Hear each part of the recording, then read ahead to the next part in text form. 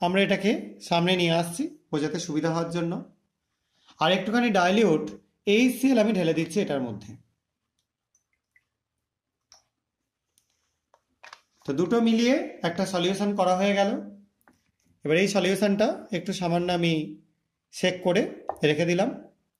এবার আমি এর মধ্যে যোগ করে দেবো কিছুটা সোডিয়াম সালফাইড Na2S। এটা আমি সলিউশন না করে জাস্ট একটা বিড বা একটা টুকরো আমি এর মধ্যে যোগ করছি। আপাতত এখানে বিড পাচ্ছি না, আমি এখানে ফ্লেক্স পাচ্ছি, সেটাই আমি যোগ করে দিচ্ছি। দেখতে পাচ্ছ তোমরা, এটা একটু যোগ করলাম এবং যোগ করবার পর আমরা কিছুটা ওয়েট করব। এখানে Na2S যখন অ্যাসিডের সাথে রিয়াকশন করবে সে তৈরি করবে H2S গ্যাস। এবং H2S গ্যাস কি পরিবর্তন করে তোমরা এটা থেকে দেখলেই বুঝতে পারবে। দেখতে পাচ্ছ সলিউশনটার কালার আস্তে আস্তে পুরো চলে যাচ্ছে এবং একটা স্বচ্ছ ক্লিয়ার সলিউশন তৈরি হয়ে যাচ্ছে।